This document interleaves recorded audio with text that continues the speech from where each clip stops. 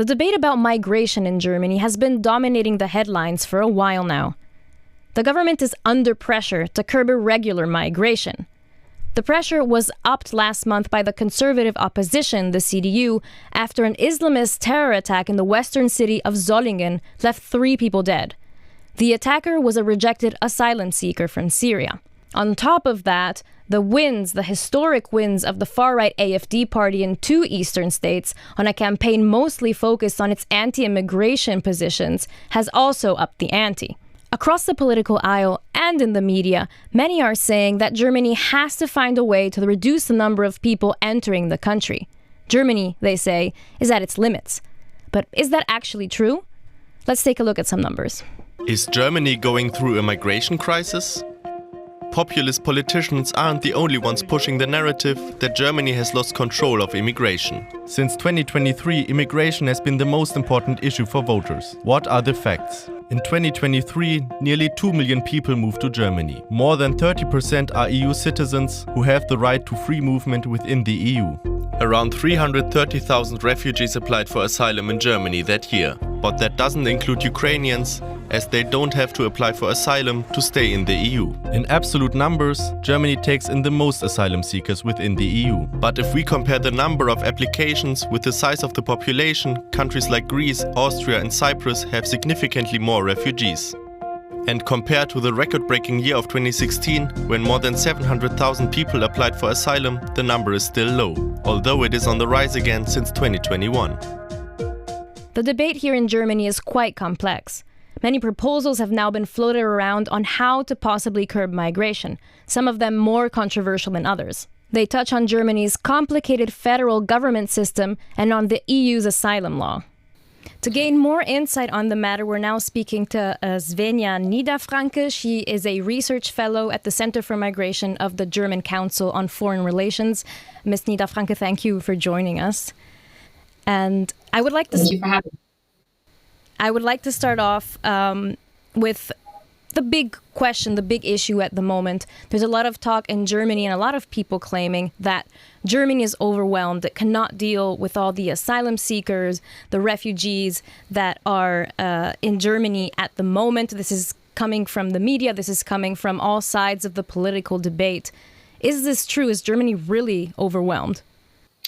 Well, first of all, I would like to state that migration is not itself a problem. It depends very much on how you handle migration. If migration is badly managed, it can result in a problem. It can become a problem. But let's look at the numbers very quickly. So Germany has taken in about 1.2 million refugees from Ukraine since the beginning of the war. So this is on top of all the asylum seekers. So you have Ukrainians, and then we have the rest of the asylum seekers. And last year, in 2023, we had about 350,000 people asking for asylum in Germany. Of course, this will create a lot of extra work for municipalities, and we have to see that, and we have to do something about that. But what I would also like to say is that asylum applications this year, in 2024, are actually down by 20% compared to last year.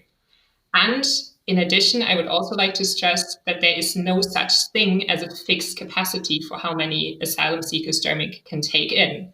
That just does not exist. It very much depends on the local infrastructure and on the administrations and all of that. And that is something that we can work on, and that's something that politicians could actively help with, to invest in infrastructures and in the administration. And then you can also increase capacity or also help municipalities and deal with the asylum seekers. So you already mentioned some of the numbers, and it looks like compared to last year, the number of asylum claims has gone down this year so far. But last year, we had over 350,000 asylum requests in Germany. This was the highest number since 2016, when the number of asylum requests was almost double than that. Why had the numbers gone back up last year? And is this a trend that is going to stay? Well, we already saw this year that this is not a trend that is going to stay, as asylum numbers are down again in Germany, but also in Europe. This is not a trend that's going to stay. And as I said before, what really put pressure on the municipalities were not only the asylum seekers, but refugees from Ukraine who came in 2022. So that huge number of the people that we took in already put a lot of stress on the municipalities. And then on top of that, we had asylum seekers of that. So it's not the asylum seekers alone. And also, I mean, municipalities, schools, doctors, etc., already were struggling. And then on top of that came asylum seekers. So we really have to invest in municipalities, invest in these infrastructures, and do something about that. Now, why do you think the number of asylum claims has dropped this year? The government points to the fact that it had to do also with some of measures that they introduced. Do you think that that's true, or this is just a structural issue to do with migration flows or conflicts in other parts of the world? What's the reason for this drop, do you think? It's always very, very hard to pinpoint to what exactly resulted in a drop in asylum applications. Also, there have been a multitude of measures that have been adopted. So very, very hard to pinpoint to a single one. Another thing that has been adopted in the last year was, of course, the EU-Tunisia deal. And some argue as well that could have had an effect on how many people reach Europe and then come to Germany. What we also have to see is that this deal was very controversial, and the way that Tunisia is turning back migrants is not very much compliant with human rights. So we also have always, with all these measures that people suggest, that politicians suggest on how to deter migrants from coming to Europe, we always also have to look at what's the other side of the coin. What other effects will these measures have?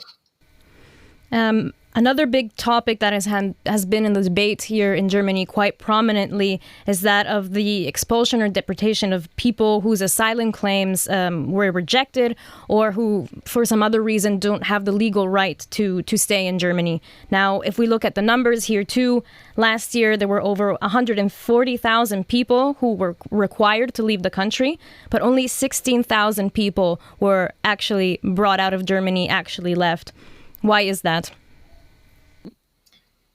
Well, first of all, not everyone who has a rejected asylum claim can be returned to their country of origin. And there are a lot of reasons for that. First of all, there could be legal reasons, for example, the situation in the country of origin.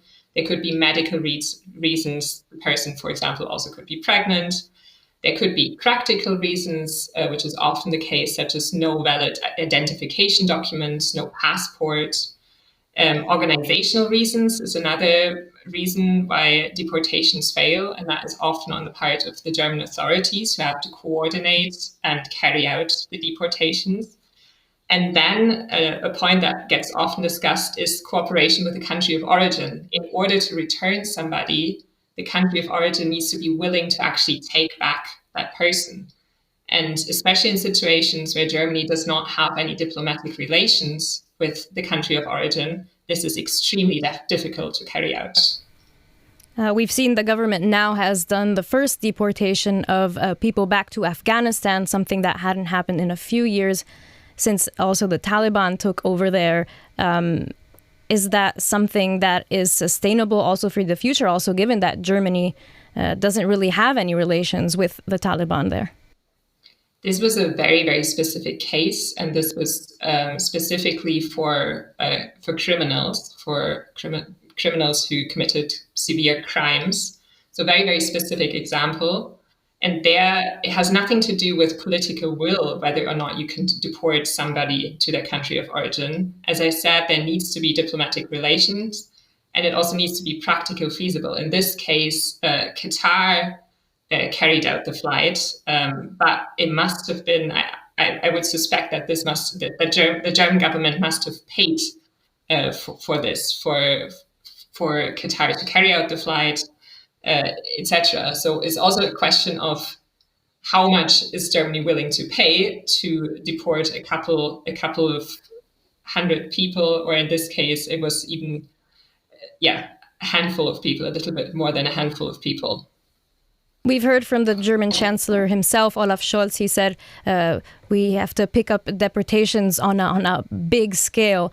Do you think that would actually have an impact on the situation in Germany? Would it bring less of a burden to the German system, or is it just a drop in the ocean? As I said, deportations are very, very difficult to actually carry out, and there are lots of good reasons why not everybody can be returned, and lots of legal reasons as well. And in every single case, you have to look at the individual level whether the person can be safely returned to their country of origin. And this is also the case with criminals, for example. In the case of Afghanistan, because they were criminals, it was less likely that they would then be persecuted by the Taliban. So that, again, they also looked at the individual person who was every individual person on that flight, whether it's safe for them to be deported. So it's incredibly difficult to scale that up and do that on a large scale. This despite the government introducing last year measures that would, they claim, make it easier to deport people. Do you think these new measures are going to help in any way? Well, one point that was introduced was prolonging the time you can help people before their deportations. And we've spoken to people who actually carry out deportations, and police officers also have commented on how that is not going to have a big effect. And holding people longer usually is just very costly mostly, and that's the effect of it. So we don't really expect a big effect of this law. Now, we've looked at a few facts and a few numbers. I'd like to go into some of the proposals that have emerged over the last few weeks on how to curb irregular migration. Now, we've heard from the government, this was announced this week, that starting next week, they are going to expand border checks from 4 of the borders of Germany with neighboring countries to all of Germany's land borders. Now, do you think this will make a difference in stopping people from coming into Germany in the first place? Well, it's a very interesting question. And there were border checks before, but now, as you said, the Minister of Interior announced that there will be border checks at all German borders for 6 months. Already the legal basis for this was very much debated, because in order to introduce border checks, there needs to be a serious threat to public order or security. And as I said, asylum claims are down by 20%. We can have a discussion about whether there is such a serious threat in case really. But Germany notified the Commission about the introduction of these border checks as they have to do in order for it to be compliant with EU law. Now, looking at the effects of border checks, well, it's true that border checks can help catch smugglers. Often it is, however, the case that they only catch the small fish and not the bigger fish. Then, as we've seen, police officers can also refuse entry to those without a valid entry document. And it can also have a rhetorical effect, which in the current political climate and with elections in the past and coming up now, that is something important. The rhetorical effect is we are doing something. But of course, border checks can also have a long list of problems. First of all, they are very, very expensive and labor intensive. These police officers have to come from somewhere else and need to then be deployed at the border. They also are not very nice for people who commute over the border every day, as we can all feel for them. And then as well, I would argue that they have a limited effect, because not everyone can be turned back. And most legal scholars would agree, Friedrich Merz does not, but most legal scholars agree that people who ask for asylum cannot be turned back at the border and have to let in. And even those who do not ask for asylum and those who are turned back will usually find another way to come back and enter at a different point at the German border. The German border is very, very long, so they will just find a different way.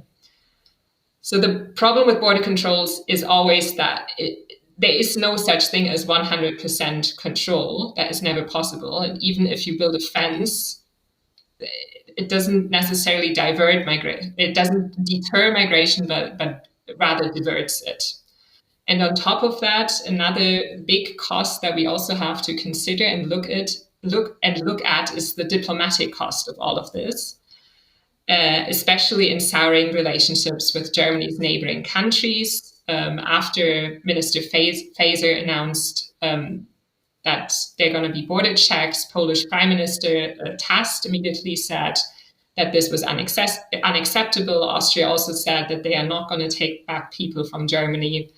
And especially, for example, with Austria, the relationship is very important also when it comes to Dublin transfers. So far, Dublin transfers with Austria have worked very well, but I wonder how that is going to be now with this new situation. Dublin transfers being people who have arrived in Germany but who had actually claimed asylum in Austria, in this case, in other European countries, and then tried to be moved from Germany back into the country where they had originally put forward their claim. Now, the government says that with the border checks starting last October of last year, they have stopped around 30,000 people at the borders. Who are these people? Are they people who did not want to claim asylum? Because in that case, they would have to be let in, right? Correct. So legally speaking, the border police should not turn back people who ask for asylum at the German border. So people turned back will be people who did not have valid entry documents. Or, for example, if you forgot your passport, then you will be turned back. But that's exactly also the problem with these numbers. It counts people double. Let's say I go to the border, forget my passport, go back home, get my passport, and then enter. Then I'm still counted as being refused entry at the border. Or let's say somebody forgets their passport multiple times. Or people get caught and turned back at the border multiple times. So this number really does not mean that much. Now, the conservative opposition, the CDU, has called for even more extensively turning away people at Germany's borders, even people who want to claim asylum. We've said that this is not possible. Experts say it's not possible. Is there really no chance that they can, pull a proposal like this through? Friedrich Merz, the leader of the opposition, argued that Germany should use a specific article, and now it's getting very technical and legal. I apologize for that. He proposed using Article 27 of the Treaty of the Functioning of the European Union. And this article says that in serious threat situation, you can not apply European Union law.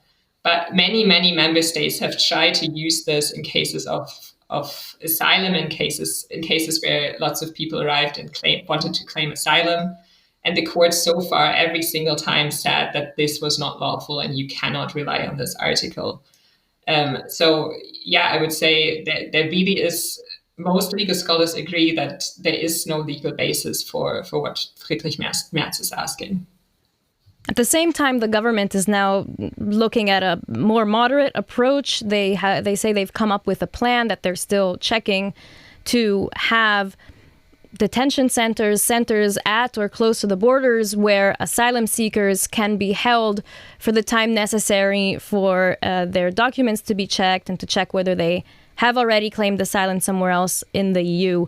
And then once this process is through, to then send them back or reject them. Does this sound like something that is more feasible, that could be implemented at some point? What this suggestion really does not solve is the relationship with Germany's surrounding countries, with the other member states. In order to carry out a Dublin transfer, you also need to cooperate with the other country.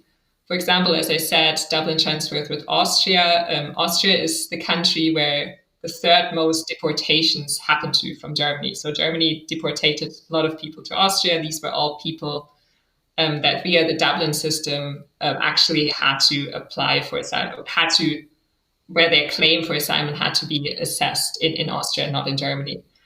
So now, if relations sour, and then even if you have a center at the border, how will you transfer then the people to Austria if Austria says no? Germany has had lots of problems with returning people to Italy, for example. Lots of people should have their asylum claim assessed by Italy, but Italy is putting a lot of requirements for Dublin transfers that are very hard to comply with. So it's very difficult. And this proposal now does not solve this at all. On top of this detention centers is always very, very costly in terms of financial costs. And then the question is also the human cost. What does it do with the people who are deterred there? And in terms of later integration, for example, if they don't have access to all sorts of to doctors, to education, all these sorts of things. So it comes with a lot of questions, this proposal, and I don't see how it's going to improve the situation.